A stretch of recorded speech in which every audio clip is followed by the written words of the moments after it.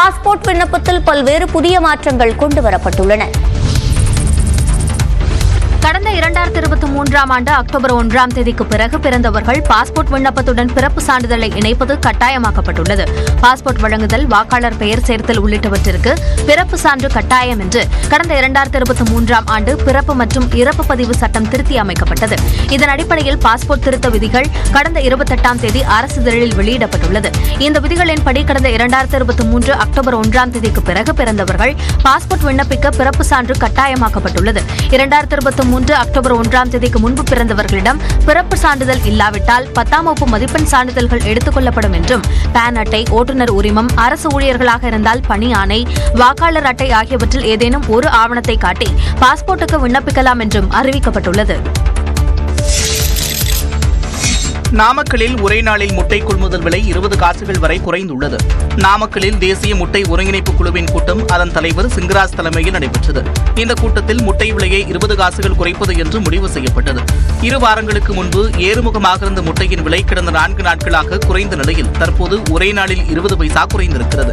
ஆந்திரா, தெலுங்கானா மாநிலங்களில் பரவி வரும் பறவை காய்ச்சல் மற்றும் உற்பத்தி குறைவு எதிரொலியால் தமிழ்நாட்டில் முட்டை விலை கணிசமாக குறைந்து வருகிறது.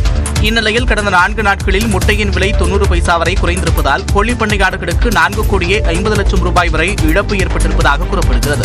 இனி வரும் நாட்களிலும் முட்டை விலை மேலும் குறையலாம் என்றும் விற்பனையாளர்கள் தரப்பில் கூறப்படுகிறது. சேலத்தில் கருவில் உள்ள சிசுவின் பாலினத்தை கண்டறிந்து கூறிய ஸ்கேன் மையத்திற்கு மருத்துவத்துறை அதிகாரிகள் சீல் வைத்தனர். சேலம் வீராணம் கோழிப்பண்ணை பேருந்து நிறுத்தம் அருகே செயல்பட்டு வந்த தனியார் ஸ்கேன் மையத்தில் கருவில் உள்ள குழந்தைகளின் பாலினத்தை கண்டறிந்து கூறி வருவதாக புகார்கள் எழுந்தன. இதையடுத்து மருத்துவத்துறை அதிகாரிகள் அந்த ஸ்கேன் மையத்தில் ஆய்வு செய்தனர். அப்போது ஆச்சாங்குட்டப்பட்டி ஆரம்ப சுகாதார நிலைய பெண் மருத்துவர் முத்தமிழ், தெடாவூர் ஆரம்ப சுகாதார நிலைய செவிலியர் கலைமணி ஆகிய இருவரும் சேர்ந்து இந்த மையத்தை நடத்தி வந்ததும் கர்ப்பிணிகளுக்கு கருவில் உள்ள குழந்தை ஆனா பெண்ணா என கண்டறிந்து கூறியதும் தெரிய வந்தது. இதைத் தொடர்ந்து அந்த ஸ்கேன் மையத்திற்கு சீல் வைத்தனர். இது தொடர்பாக பெண் மருத்துவர் முத்தமிழ், செவிலியர் கலைமணி, ஆத்தூர் ஆரம்ப சுகாதார நிலைய செவிலியர்கள் வனிதா, வசந்தி, மங்கை, ராணி, கலைசெல்வி, மகேஸ்வரி ஆகியோர் பணியிடை நீக்கம் செய்யப்பட்டனர். ஸ்கேன் சென்டரில் கருவில் இருக்கும் குழந்தையின் பாலினத்தை கண்டறிந்து கருவை கலைக்க சேலத்தில் உள்ள தனியார் மருத்துவமனைக்கு கர்ப்பிணிகளை அனுப்பியதும் தெரிய வந்தது. அதன் அடிப்படையில் சேலம் டவுன், மேட்டுத்தெரு, பொன்னம்மாப்பேட்டை ஆகிய பகுதிகளில் உள்ள 2 தனியார் மருத்துவமனைகளுக்கு சீல் வைக்கவும், உரிமம் பெறாமல் இயங்கிய பெரியபுதூரில் உள்ள ஸ்கேன் மையத்தை மூடவும் அதிகாரிகள் உத்தரவிட்டுள்ளனர். மயிலாடுதுறை மாவட்டம் தரங்கம்பாடியில் எலக்ட்ரிக் ஸ்கூட்டர் பேட்டரி வெடித்து தீ விபத்து ஏற்பட்டது.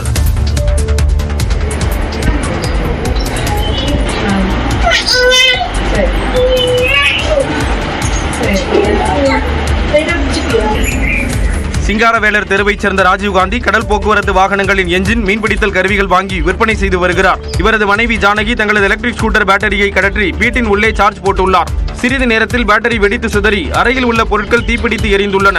மேலும் வீட்டின் மின்சார இணைப்பு வழியாக தீ பரவி டிவி, பிரிட்ஜ், ஏசி உள்ளிட்ட பொருட்களும் வெடித்து சிதறின. தகவல் அறிந்து விரைந்த தீயணைப்பு துறையினர் தீயை முழுமையாக அணைத்தனர். இந்த விபத்தில் படகு என்ஜின்கள், உதிரி பாகங்கள், வீட்டு உபயோகப் பொருட்கள் சேதமானதாக தெரிகிறது. 5 நிமிஷத்துக்குள்ள இவ்வளவு ஃபயர் ஆகணும் நான் கொஞ்சம் கூட நான் நினைக்கல சார். ஏகப்பட்ட பொருள் ஆச்சு சார். என்னால ஜீர்ணிக்கவே முடியல. இந்த பேட்டரியால நான் இவ்வளவு இழப்பு வரும் எனக்கு அப்படின்னு நிஜமாக நான் ஜீர்ணிக்கவே முடியல சார். பேட்டரி எப்படி வெடித்தது என்பது குறித்து காவல்துறையினர் விசாரணை மேற்கொண்டுள்ளனர். மதுரையில் 2 மன்னர்களின் போரை நினைவு கூறும் நிகழ்வு கோலாகலமாக நடைபெற்றது.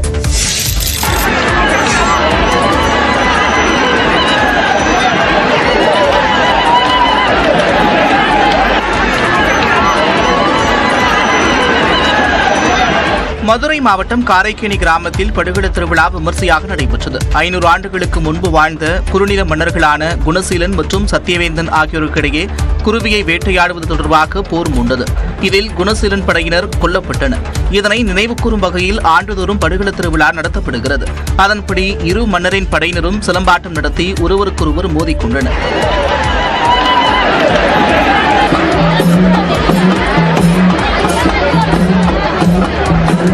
போரில் உயிர்நீத்த வீரர்கள் போல் நடித்தவர்களை கோவில் முன்பு வரிசையாக படுக்க வைத்து மன்னன் சத்தியவேந்தரின் வீரர்கள் கொண்டாட்டத்தில் ஈடுபட்டது போல் நடித்தனர். இது குருவிக்காக 2 மன்னர்கள் போர் புரிஞ்சு நாங்க மாண்ற மாதிரி அதை தொடர்ச்சியா கொண்டாடிட்டு வந்துட்டு இருக்கோம். சுற்றுப்புற கிராமங்களைச் சேர்ந்த ஏராளமான மக்கள் படுகட விழாவினை கண்டுகளித்தனர்.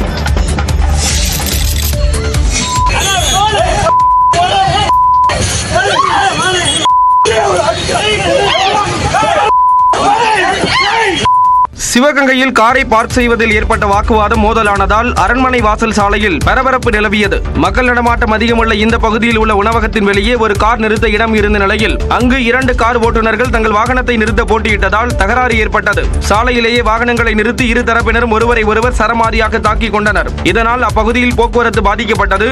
அங்கு பாதுகாப்பு பணியில் இருந்த காவலர்கள் இரு தரப்பையும் சமாதானப்படுத்த முயன்றும் அவர்கள் தொடர்ந்து தாக்க முயன்றதால் இரு தரப்பினரையும் இழுத்தவர்களின் வாகனங்களில் ஏற்றி காவல் நிலையத்திற்கு அழைத்துச் சென்றனர்.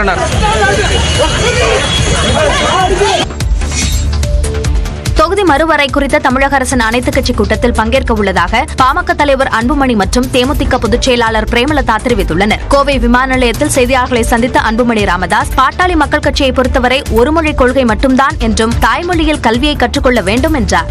தொகுதிகள் எண்ணிக்கையை உயர்த்தினாங்கன்னா, ஒரு 30 விழுக்காடு உயர்த்தினாங்கன்னா, அக்ராஸ் த போர்ட் எல்லா மாநிலங்களுக்கும் 30 விழுக்காடு உயர்த்தணும். முன்கூட்டியே ஒரு அழுத்தம் கொடுக்கலாம். அது தப்பு கிடையாது. ஏன்னா அறிவித்த பிறகு அப்புறம் ஒன்றா கூடி அப்புறம் வேற என்ன திடீர் ஏதாவது நடக்கும். அதேபோல தஞ்சாவூர் மாவட்டம் கும்பகோணத்தில் நடைபெற்ற நிகழ்ச்சி ஒன்றில் கலந்து கொண்டுவிட்டு செய்தியாளர்களை சந்தித்த தேமுதிக பொதுச் செயலாளர் பிரேமலதா விஜயகாந்த், மற்ற மொழிகளை கற்கும்போதுதான் மாநிலத்திலிருந்து வெளியே செல்லும் போது வேலைவாய்ப்பு கிடைக்கும் என்றார். எங்களுக்கு 1 வார காலத்திற்கு முன்பே அழைப்பு வந்துவிட்டது.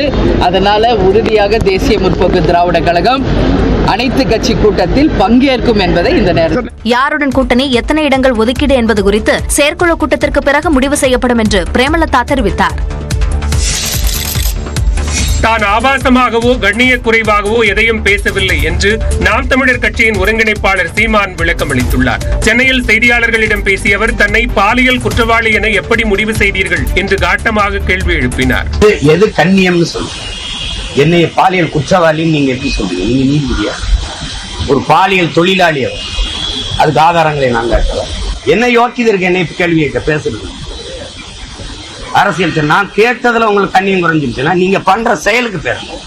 அண்ணா பல்கலைக்கழக மாணவி வன்கொடுமை விவகாரத்தில் திமுக எம்பி கனிமொழியின் நிலைப்பாடு என்ன என்று சீமான் கேள்வி எழுப்பியுள்ளார். அம்மையார் கனிமொழி இந்த அண்ணா பல்கலைக்கழக அந்த பாலியல் வன்கொடுமைக்கு, பொள்ளாச்சி பாலியல் கொடுமைக்கு நாடங்களும் 9வது படிக்கிற பிள்ளையா 4 வாத்தியார்கள் சேர்ந்து கற்பமாக்குனாங்களா? அதுக்கு வாய் திறந்தது. திமுகவினர் தன்னை பார்த்து நடுங்குவதாகவும் சீமான் விமர்சித்தார்.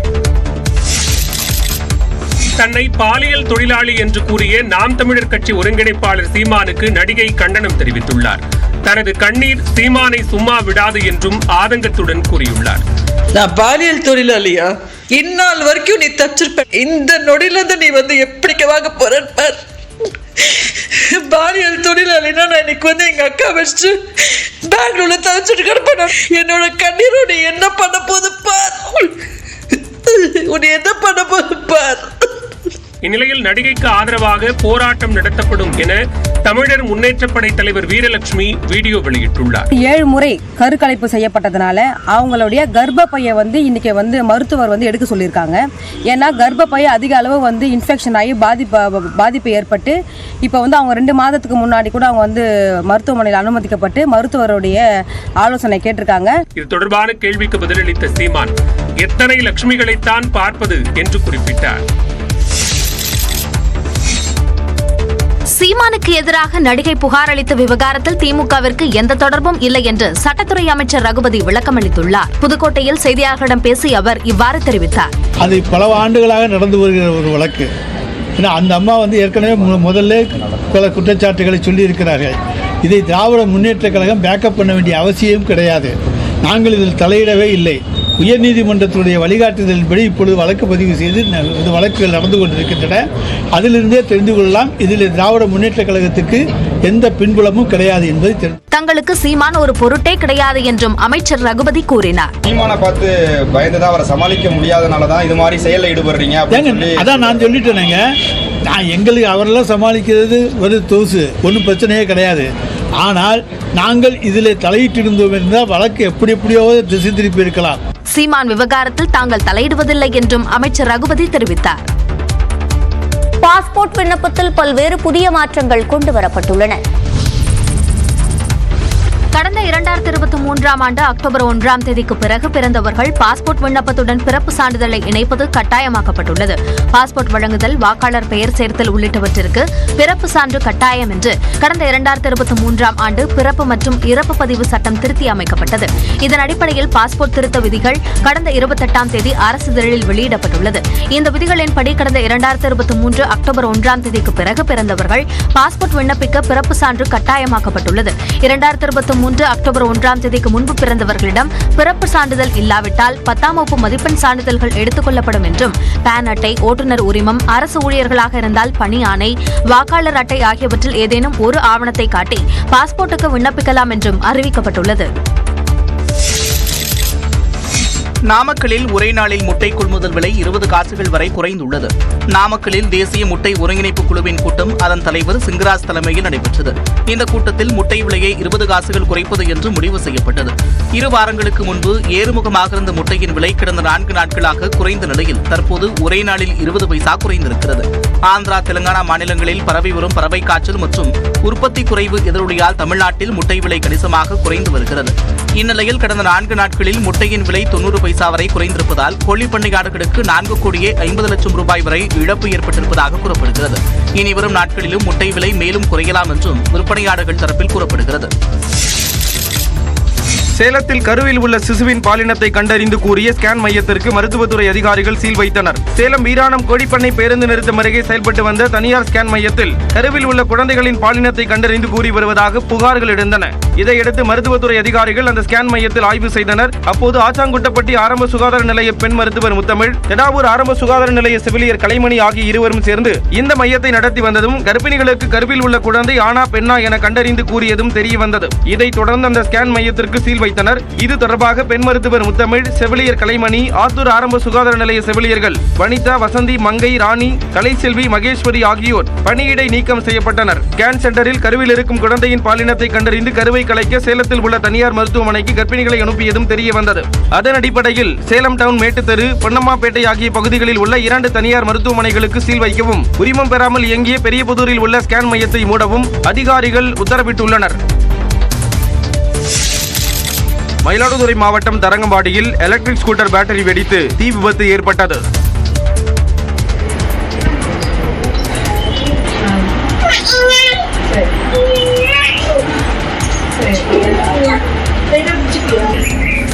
சிங்காரவேலர் தெருவைச் சேர்ந்த ராஜீவ்காந்தி கடல் போக்குவரத்து வாகனங்களின் என்ஜின், மீன்பிடித்தல் கருவிகள் வாங்கி விற்பனை செய்து வருகிறார். இவரது மனைவி ஜானகி தங்களது எலக்ட்ரிக் ஸ்கூட்டர் பேட்டரியை கழற்றி வீட்டின் உள்ளே சார்ஜ் போட்டுள்ளார். சிறிது நேரத்தில் பேட்டரி வெடித்து சிதறி அறையில் உள்ள பொருட்கள் தீப்பிடித்து எரிந்துள்ளன. மேலும் வீட்டின் மின்சார இணைப்பு வழியாக தீ பரவி டிவி, பிரிட்ஜ், ஏசி உள்ளிட்ட பொருட்களும் வெடித்து சிதறின. தகவல் அறிந்து விரைந்த தீயணைப்பு துறையினர் தீயை முழுமையாக அணைத்தனர். இந்த விபத்தில் படகு என்ஜின்கள், உதிரி பாகங்கள், வீட்டு உபயோகப் பொருட்கள் சேதமானதாக தெரிகிறது. 5 நிமிஷத்துக்குள்ள இவ்வளவு ஃபயர் ஆகணும் நான் கொஞ்சம் கூட நான் நினைக்கல சார். ஏகப்பட்ட பொருள் லாஸ் ஆயிடுச்சு சார். என்னால ஜீர்ணிக்கவே முடியல. இந்த பேட்டரியால நான் இவ்வளவு இழப்பு வரும் எனக்கு அப்படின்னு நிஜமாக நான் ஜீர்ணிக்கவே முடியல சார். பேட்டரி எப்படி வெடித்தது என்பது குறித்து காவல்துறையினர் விசாரணை மேற்கொண்டுள்ளனர். மதுரையில் 2 மன்னர்களின் போரை நினைவுகூரும் நிகழ்வு கோலாகலமாக நடைபெற்றது.